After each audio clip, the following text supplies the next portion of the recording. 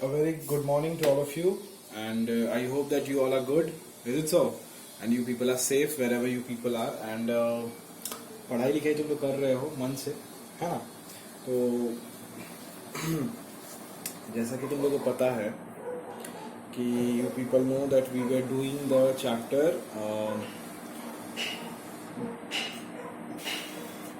comparing quantities. And अलग से अगर उसको हम लोग देखें तो वो था एप्लीकेशन ऑफ परसेंटेज, ऐसा कुछ था वो चैप्टर, है ना? ओके, तो आज जो हम लोग शुरू करने जा रहे हैं, हम लोगों ने कुछ परसेंटेज के क्वेश्चंस देखे हैं, कुछ हम लोगों ने प्रॉफिट एंड लॉस के क्वेश्चंस देखे हैं। एंड उसके बाद मैंने जो है वो तुम लोगों को होमवर्क भी दिया था कि तुम लोग का होमवर्क है exercise 8.1, exercise 8.2 from NCERT. Homework करके तुम लोग कभी भी मुझे सबमिट नहीं कर रहे हो। बहुत दिन हो गए हैं, महीने हो गए हैं, एक्चुअली 1-2 महीना हो गया है, तुम लोग होमवर्क सबमिट ही नहीं करते हो। मैं होमवर्क दे देता हूँ, है ना? तुम लोग वीडियो में सुन लेते होगे कि हाँ सर ने होमवर्क दे दिया है, चलो ठीक है, लेकिन वो आज तक कभी भी तुम लोग मेरे को सबमिट नहीं करते हो। बहुत ही कम ऐसा होता है जब तुम लोग सबमिट करते हो, तो ऐसे नहीं चलेगा, ठीक है? तो इसके लिए ही आज मैं बहुत तुम लोगों में से बहुत सारे बच्चों को जो है वो आज मैं पर्सनली जो है वो कॉल करूँगा और उन लोग से बात भी करूँगा, ठीक है? कि क्यों तुम लोग ऐसा कर रहे हो, क्योंकि तुम लोग जो है वो मेरा बात वीडियो में सुन के तुम लोग को समझ नहीं आता है कि सर बोलना क्या चाहते हैं। सर बोल रहे हैं बार बार होमवर्क दो होमवर्क दो, और हम लोग जो है वो फाकीबाजी कर रहे हैं। तो हम तो नहीं मानेंगे भाई इससे, हमको तो होमवर्क चाहिए। तो इसीलिए भाई सिंपल सा बात है, मेरे को होमवर्क चाहिए ही चाहिए, कुछ करने का नहीं है इसमें, ठीक है ना? तो ये बात है। अब the second thing is that कि today I am going to start a new exercise, actually NCERT से देखा जाए तो, क्योंकि पहले भी मैं बोलता हूँ कि कोई भी चैप्टर अगर मैं करवाता हूँ तो सबसे पहले उस चैप्टर को तुमको एनसीईआरटी से करना है। तो एनसीईआरटी के हिसाब से अगर मैं चलूँ तो मैं 8.3 जो एक्सरसाइज है, जो भी बोलता है 8.3 एक्सरसाइज में एक पूरा नया कॉन्सेप्ट है वो पूरा का पूरा, तो उस कॉन्सेप्ट के ऊपर मैं कुछ क्वेश्चंस आज करवाने वाला हूँ, मैं उसको सिखाने वाला हूँ। एंड अगर हम लोग ऐसे RS अग्रवाल या RD शर्मा के हिसाब से बात करें तो हम लोग एक नया चैप्टर शुरू करने वाला है, जिस चैप्टर का नाम है कंपाउंड इंटरेस्ट, ठीक है? दोनों के तरीके से मैंने तुमको बता दिया कि क्या करने वाले हैं। अब है सवाल कि कंपाउंड इंटरेस्ट तब हम लोग शुरू करते हैं, है ना? चलो, तो चैप्टर का नाम है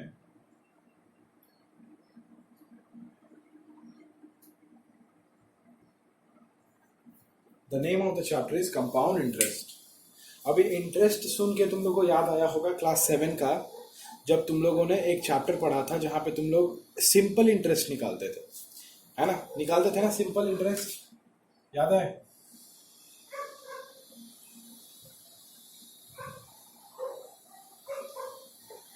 ये होता था formula, simple interest equals to P into R into T by 100, principal into rate into time. मतलब क्या था, हम लोग सिंपल इंटरेस्ट में भी क्या पढ़ते थे, जो पढ़ते थे वही यहाँ भी पढ़ेंगे।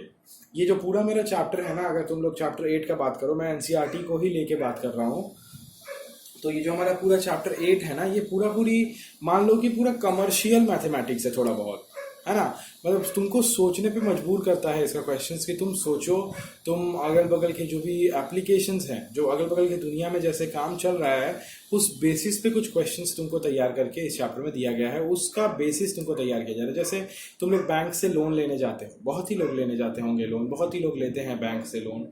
तो बैंक जो लोन देता है, जैसे मान लो तो बैंक अगर लोन दे रहा है तो बैंक को तो कुछ प्रॉफिट चाहिए, है ना? तो उस प्रॉफिट के लिए वो क्या बोलता है कि ठीक है मैं आपको लोन दूंगा, लेकिन आपको क्या करना पड़ेगा, आपको हर महीने जो है वो, हर महीने या फिर हर 2 महीने पे, हर 3 महीने पे, जैसा भी है, बैंक जैसा ही बोलता है, तो हर महीने आपको कुछ इंटरेस्ट पे करना पड़ेगा, आपको कुछ इंटरेस्ट देना पड़ेगा बैंक को। क्यों देना पड़ेगा? क्योंकि बैंक आपको हेल्प किया, तो अगर बैंक आपको हेल्प किया तो बैंक को कुछ चाहिए आपसे, है ना? तो वो इंटरेस्ट के रूप में, in the form of interest, वो बैंक उससे लेता है ना? तो ये हम लोग सिंपल इंटरेस्ट में भी देखे थे कि जैसे एक आदमी जो है वो 10,000 रुपीज किसी से लिया, है ना, और आफ्टर 2 years उसने 12,000 इसको लौटाया, तो एक्स्ट्रा 2,000 उसने कैसे दिया? In the form of interest. तो उसने 2 साल में क्या 2,000 रुपये इंटरेस्ट भरे हैं, एक्स्ट्रा रुपीज 2,000 उसने दिया है। क्यों दिया है? क्योंकि वो आदमी उससे लिया है कि हाँ हम तुमको इतना पैसा दे रहे हैं तो हमको चाहिए, इसके लिए क्या चाहिए, इंटरेस्ट चाहिए, है ना। तो वो इंटरेस्ट हम लोग कैलकुलेट करते थे, ठीक है। अभी ये जो सिंपल इंटरेस्ट था, यहाँ से भी इंटरेस्ट ही निकलता था हमको, और इंटरेस्ट निकालने के बाद हम लोगों को अगर अमाउंट निकालना रहता था, याद होगा तुम लोग को फॉर्मूला वो, तो अमाउंट का फॉर्मूला क्या होता था, amount equals to P plus I, ये होता था formula, amount equals to P plus I, याद है ना, कि प्रिंसिपल और इंटरेस्ट, है ना। मतलब जैसे अमाउंट का मतलब क्या है कि तुम उस आदमी को कितना दिए, तो तुम तो जितना लिए हो उतना तो दोगे ही, मतलब प्रिंसिपल तो तुम दोगे ही, क्योंकि जितना लिए हो तो लौटाना ही है, प्लस 2 साल में तुम तो कुछ उसको इंटरेस्ट भी दे दिए हो हर महीने कर करके, तो वो इंटरेस्ट जितना दिए प्लस तुम उसका जो ओरिजिनल मनी था जो कि प्रिंसिपल बोलते हैं वो भी दिए, तो दोनों को जब तुम ऐड किए तब तुमको जाके पता चला कि हमने कितना अमाउंट उसको पे किया। जैसे तुमने प्रिंसिपल 10,000 दे दिया एंड इंटरेस्ट तुमने 4,000 दिया, तो टोटल तुमने दिया है 14,000। तो the amount which you have paid, the amount which you have taken is 10,000, but the amount which you have paid is 14,000। क्यों ऐसा, तुम लिए 10,000 लेकिन पे कर रहे हो 14,000, क्यों ऐसा, क्योंकि तुम जिससे लिए थे वो क्या बोला, वो बोला कि हमको तो कुछ इंटरेस्ट चाहिए इसके ऊपर, बिना इंटरेस्ट के हम तुमको हेल्प नहीं करेंगे, बिना इंटरेस्ट के अगर तुम हमको कुछ इंटरेस्ट नहीं देते हो, तुम हमको कुछ एक्स्ट्रा पैसा हर महीने नहीं देते हो, तो मैं तो भाई तुम्हारा हेल्प नहीं करूंगा। तुम मेरे को अगर पैसा दोगे कुछ हर महीने इंटरेस्ट, है ना, तो मैं तुमको दूंगा। तो देखो 2 साल में उस बंदे ने 4,000 रुपये इंटरेस्ट दे दिए हैं उसको, तो टोटली उसने 14,000 रुपये पे किया, लिया था 10,000 और पे किया है अमाउंट कितना, 14,000 रुपये, है ना। तो इस तरीके से हम लोग निकालते थे। अब ठीक यहाँ से भी इंटरेस्ट निकलता था, और ये भी इंटरेस्ट ही है, इसका भी नाम क्या है, देखो कंपाउंड इंटरेस्ट नाम है इसका। ये था सिंपल इंटरेस्ट, इसमें उतना झमेला नहीं है, लेकिन ये कंपाउंड इंटरेस्ट में जो है थोड़ा झमेला होता है, क्योंकि इसमें फॉर्मूलाज 2 3 4 आ जाते हैं, तो वहाँ पे थोड़ा सा बच्चों को दिक्कत होने लगता है, और कोई बात नहीं है, ठीक है ना। तो ये भी एक तरीके का इंटरेस्ट ही है, ठीक है। तो इसका फॉर्मूला हम लोग को इस साल पढ़ना है, सिंपल इंटरेस्ट पढ़ चुके हैं, इस साल हमको कंपाउंड इंटरेस्ट के बारे में पढ़ना है, कि जैसे अगर तुमको कोई आदमी बोलता है कि हाँ मैंने तुमको पैसा दिया, एंड द इंटरेस्ट, जो मैंने इंटरेस्ट लूंगा तुमसे, वो मैं सिंपल इंटरेस्ट नहीं लूंगा, मैं तुमसे कंपाउंड इंटरेस्ट लूंगा, ठीक है ना।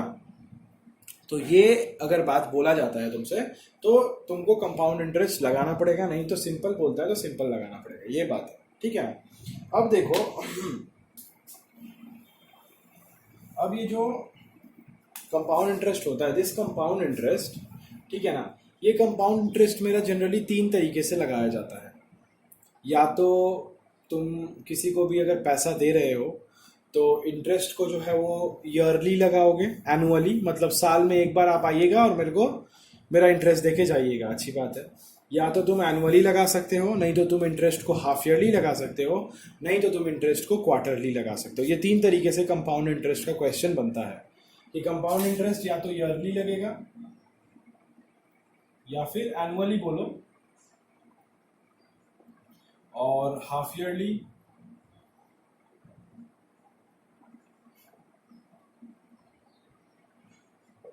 या फिर क्वार्टरली। ये 3 तरीके से इंटरेस्ट को लगाया जाता है।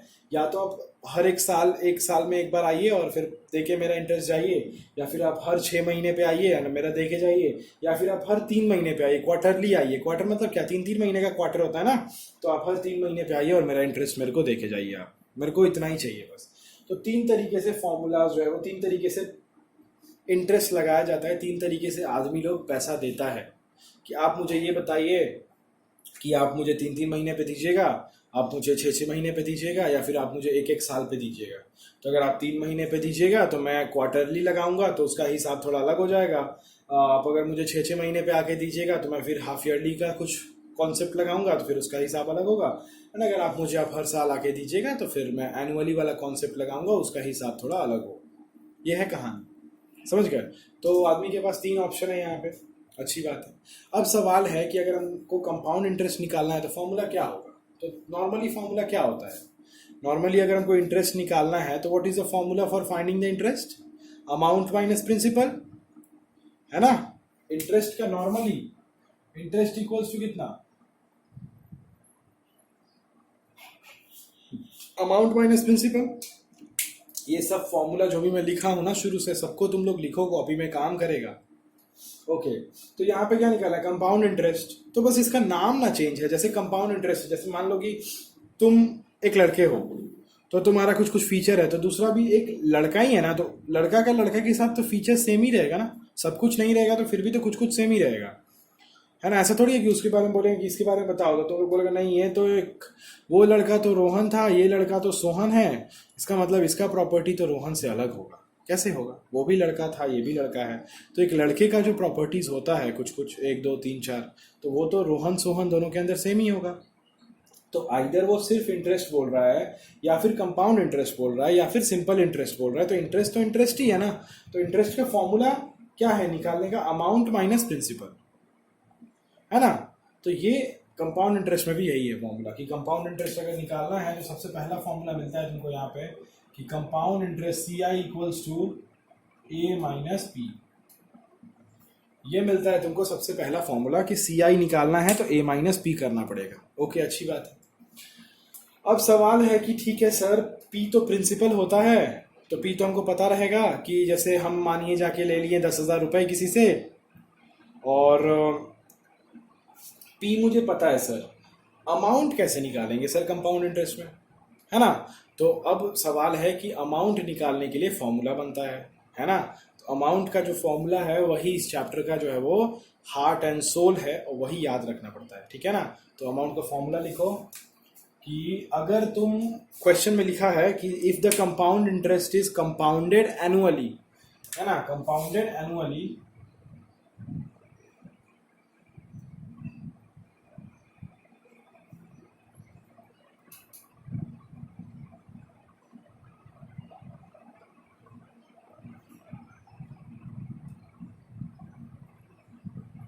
तो ये हो जाता है फॉर्मूला। क्या है फॉर्मूला, P इंटू ब्रैकेट में 1 plus R by 100 raise to the power T. समझ गए, raise to the power T, ठीक है ना। थोड़ा और जूम कर ले क्या इसको, ज़्यादा हो गया थोड़ा।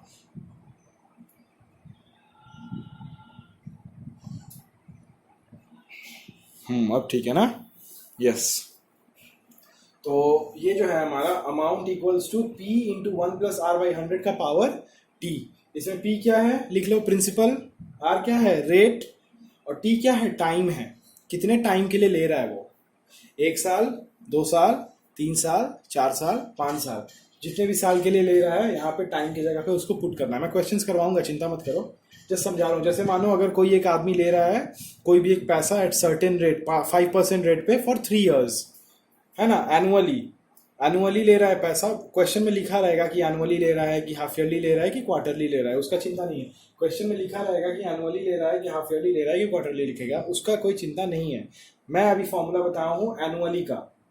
तो मान लो अगर लिखता है कि एनुअली एक आदमी पैसा लेता है, कितना लेता है, सपोज कर लो 1,000 रुपये लेता है, और रेट है 5%, लिया कितने दिन के लिए, 3 साल के लिए। तो क्या लिखेंगे, पी के जगह पे लिखेंगे 1,000, आर के जगह पे लिखेंगे 5, और टी के जगह पे क्या लिखेंगे, हाँ बताओ क्या लिखेंगे। जैसे मैं इसको लिखता हूँ अगर, तो होगा 1,000 इंटू 1 प्लस आर कितना बोला, 5 बोला, तो 5/100 पावर कितना, पावर 3, क्योंकि टी कितना बोला है, 3 years बोला है, तो पावर में आ जाएगा 3। इसको सॉल्व करो,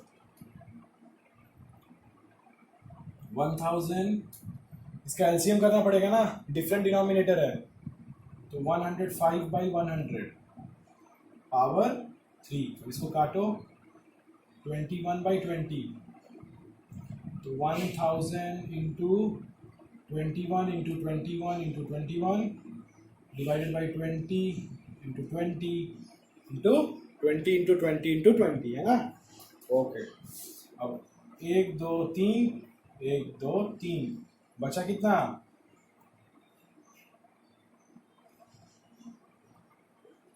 ये आया आंसर 21 इंटू 21 इंटू 21/8। ये क्या आया, अमाउंट आया। अब इसका कुछ आंसर आएगा, कुछ भी आंसर इसका आ जाएगा, है ना। तो जो भी आंसर आएगा वो मेरा क्या निकलेगा, अमाउंट निकलेगा, इतना रुपीज अमाउंट मेरा निकला, समझ गए ना। तो इस तरीके से कैलकुलेशन करना है, कभी भी मल्टीप्लाई मत करना। मैं कैलकुलेशन करके क्यों दिखाया हूँ पता है तुमको, मैं कैलकुलेशन इसीलिए किया कि तुम लोग देखो कि हम लोग का कैलकुलेशन करने का मतलब है सिर्फ काटना। मल्टीप्लाई तो एकदम लास्ट स्टेज में करेंगे, जब देखेंगे कि अब कोई भी किसी भी चीज़ से डिवीजन विवीजन नहीं हो रहा है, तब एट लास्ट हमको मल्टीप्लाई करना ही पड़ेगा। उसके पहले अगर तुम लोग ऐसा सोचते हो कि 105/100 था, तो 105 इंटू 105 इंटू 105 करते हैं, फिर नीचे 100 इंटू 100 इंटू 100 कर दें, फिर उसको बहुत बड़ा नंबर आएगा तो उसको डिवाइड करेंगे, तो सब एकदम बेवकूफ़ी है, नहीं करना है। हम लोग को नंबर को जितना छोटा कर सकते हैं डिवाइड कर करके करना है। एंड जब एट लास्ट मेरे पास कोई और डिवीजन के लिए स्टेप नहीं बचता है, तब उस वक्त हमको अपना मल्टीप्लिकेशन करके आंसर को निकाल लेना है, और इस तरीके से हमको अमाउंट जो है वो मिल जाएगा। अब जब अमाउंट मिल जाएगा, प्रिंसिपल पता ही है, CI हम लोग निकाल लेंगे। समझ गए? ओके, तो मैं इस एग्जांपल को इरेज करूंगा, तुम लोग इसका कंप्लीट आंसर एक बार निकाल लेना इसके बाद, है ना, जगह छोड़ दो, ठीक है।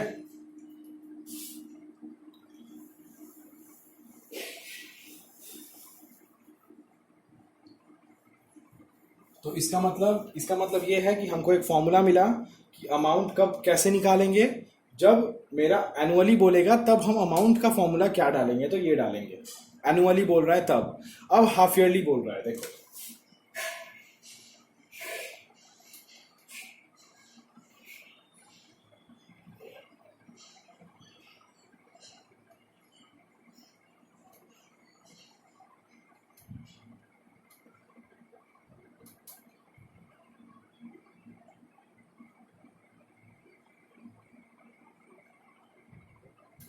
हाफ ईयरली बोलता है तो ये हो जाता है फॉर्मूला, क्या हो जाता है,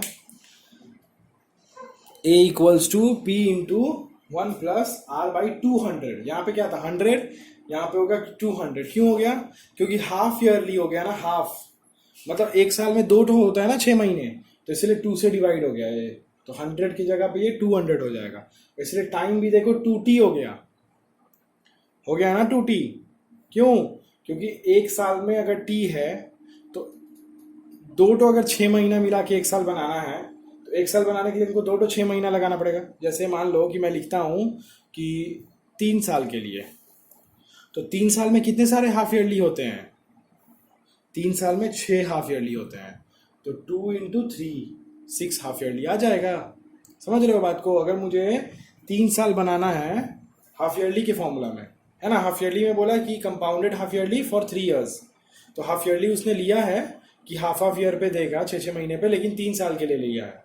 तो 3 साल कैसे बनाते हैं? हाफ ईयरली को मिला मिला के कितने सारे 3 साल बनते हैं? तो अगर 6 हाफ ईयरली को मिलाते हैं तब जाके वो 3 साल बनेगा। तो इसीलिए हम लोग 2 इंटू 3 कर देंगे तो 6 आ जाएगा डायरेक्टली। तो ये है फॉर्मूला 2T का। समझ गए? अच्छा, अब है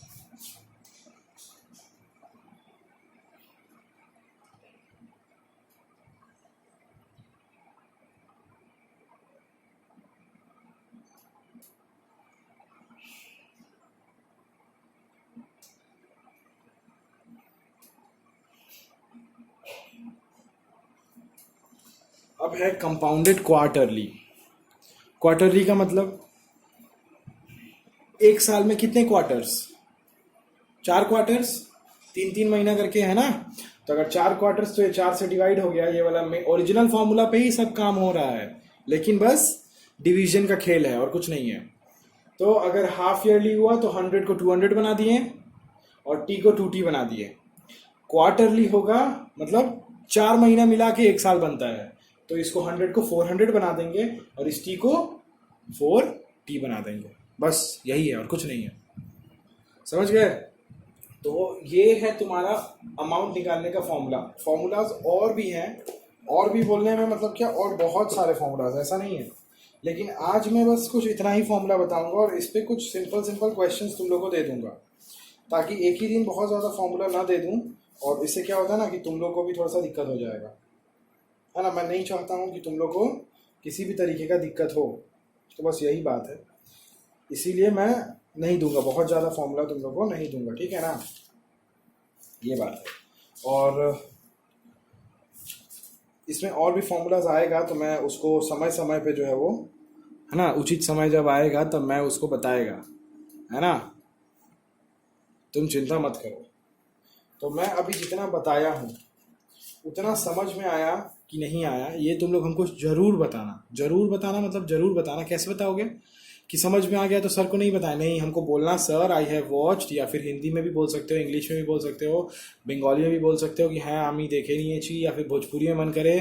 तुम लोगों को अगर गौरव तुमको गुजराती में मन करे तो तुम गुजराती हो शायद, है ना? तुम राजस्थानी हो क्या? जा भूल गया मैं। अच्छा, तुम गुजराती नहीं हो, तुम राजस्थानी हो। हाँ तुम राजस्थानी हो, यस। तो तुम राजस्थानी भाषा में भी बोल सकते हो कि क्या बोलते हैं उसको, क्या बोलते हैं, कैसे बोलते हैं? सॉरी मैं भूल गया। मैं तुम्हारे जब तुमसे मिलता था तब थोड़ा बहुत याद था मुझे कुछ राजस्थानी, लेकिन अब तो एकदम भूल गया हूँ। चलो कोई बात नहीं, फिर सीख जाऊँगा। तो जो भी है, समझने के बाद, देखने के बाद मेरे को ज़रूर एक मैसेज चाहिए कि आई हैव अंडरस्टूड, मुझे समझ आ गया। आमी बुझेगाची एंड जो भी, जिसका भी जो भी लैंग्वेज है भाई, बोल दो ताकि मुझे समझ आ जाए। नहीं आया तो भी बोलो कि सर आई मैंने देखा लेकिन मुझे समझ नहीं आया, प्लीज़ आप मुझे समझाओ।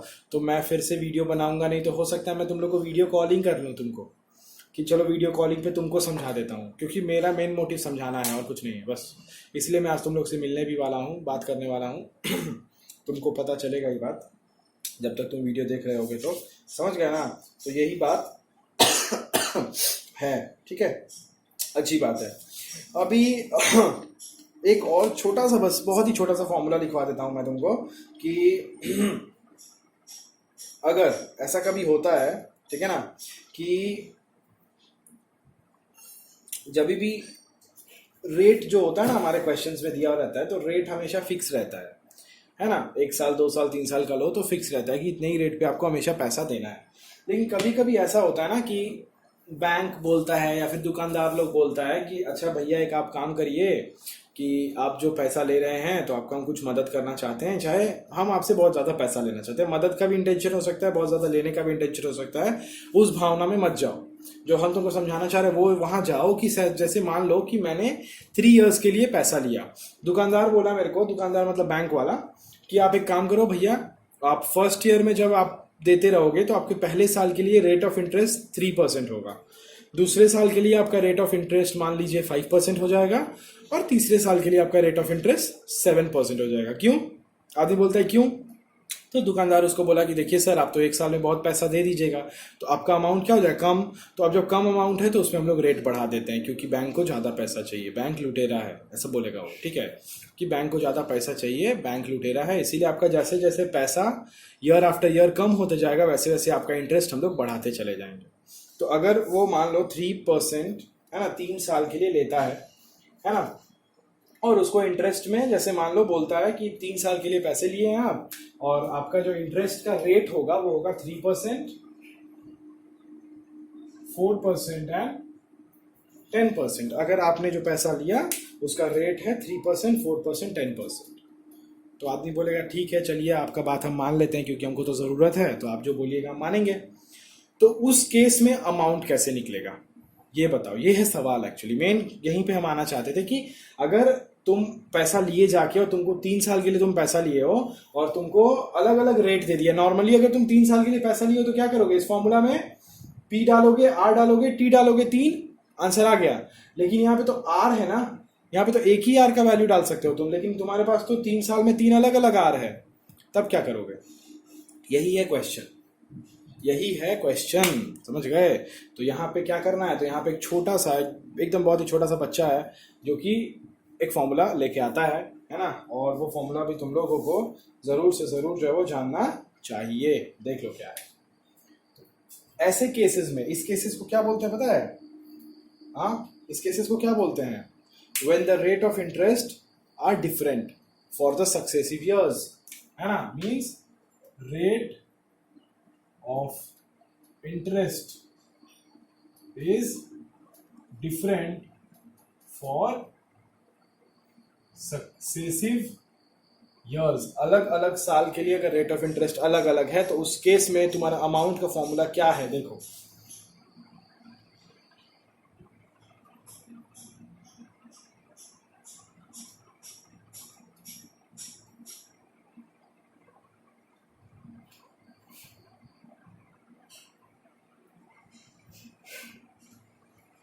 समझ गए? P into 1+R1/100 into 1+R2/100 into 1+R3/100। जैसे मैं इसी क्वेश्चन का एक डेमो अगर जस्ट एक पुट करके दिखा दूँ तो कैसा दिखेगा? तो P इंटू 1+3/100 1+4/100 1+10/100। इसके बाद कैलकुलेशंस है, तुम्हारे हाथ का काम है वो तो मैं नहीं करवाऊंगा तुम लोग से। तो इस तरीके से हम लोग अमाउंट निकालेंगे कब? When the rate of interest is different for successive years. बहुत बहुत बहुत बहुत बहुत इंपॉर्टेंट है ये चैप्टर, पूरा बहुत इंपॉर्टेंट है। इस चैप्टर से 8 मार्क्स आता है हाफ ईयरली में। जब तुम्हारा पेपर 60-70 का बनेगा तो ये चैप्टर अकेले 7 से 8 नंबर लेके जाएगा। तो अब तुमको ये डिसाइड करना है कि तुमको 7-8 नंबर चाहिए या फिर नहीं चाहिए भाई, सिंपल सा बात है ना। इसमें और भी कुछ टॉपिक्स हैं जो कि बच गए हैं, जो कि मैं ऑब्वियसली नहीं करवाऊंगा क्योंकि मैं नहीं चाहता हूं कि एक ही दिन बहुत ज़्यादा बर्डन हो जाए तुम लोगों के ऊपर। ये इतना पार्ट है जो कि आज मैंने समझाया। नहीं अगर समझ में आए तो इट्स माई हम्बल रिक्वेस्ट कि to watch the video again एक बार, और अगर नहीं समझ में आता है कुछ भी पार्ट तब।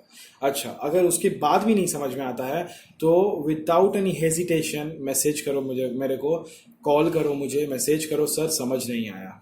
मैं तुमको पर्सनली कॉल करूंगा एंड तुमको समझाऊंगा, समझ गए? तो ये है मेरा रिस्पॉन्सिबिलिटी और मैं चाहता हूँ कि तुम लोग पढ़ो। बाकी तुम लोग पढ़ोगे ये मुझे पूरा भरोसा है। एंड आज मैं तुम लोग से बात कर रहा हूँ क्योंकि तुम लोग बहुत ज़्यादा इरेगुलर हो गए, होमवर्क वगैरह कर नहीं रहे हो। अब तुम्हारा होमवर्क देख लो। होमवर्क तुम्हारा है कि मैं तुमको कुछ क्वेश्चंस ग्रुप में सेंड कर रहा हूँ। वो एनसीईआरटी के क्वेश्चंस करने के बाद जितना भी आता है कर लेना एनसीईआरटी में, और जो नहीं आता है उसको पूछ लेना मेरे से। एंड उसको करने के बाद है ना तुम मुझे जो क्वेश्चंस मैं ग्रुप में सेंड कर रहा हूँ वो सब करके दिखाओगे, समझ गए ये बात? चलो, तो बस इतना ही बात है। इस चैप्टर में फिर हम लोग 1-2 और वीडियो बनाएंगे जिसमें हम लोग क्वेश्चंस डिस्कस करेंगे, क्योंकि कैसे सॉल्व करना है क्वेश्चंस को। जैसे एक तो मैं दिखाया था कि जितना काट सको उतना काटना, तो ऐसे ही और भी कुछ क्वेश्चंस मैं सॉल्व करवाऊंगा। 8.3 के लास्ट में 4-5 क्वेश्चंस जो हैं वो बहुत ही टफ हैं, सीरियसली बहुत टफ हैं, दिमाग लगता है उसको करने के लिए, तो वो मैं करवाऊंगा। तो उसके पहले तक का जो भी क्वेश्चंस कर पाओ कर लेना, और अगर 8.1 8.2 नहीं किए हो तो उसको भी ईच एंड एवरी क्वेश्चन को कर लेना, ठीक है? चलो, that's all for today and I hope कि तुम लोगों को समझ में आया है। अगर आया है, नहीं भी आया है, मैं बार बार बोल रहा हूँ, मेरे को बताना ज़रूर कि सर आ गया, सर नहीं आया, एकदम पक्का बात है ये, है ना? चलो bye, have a good day.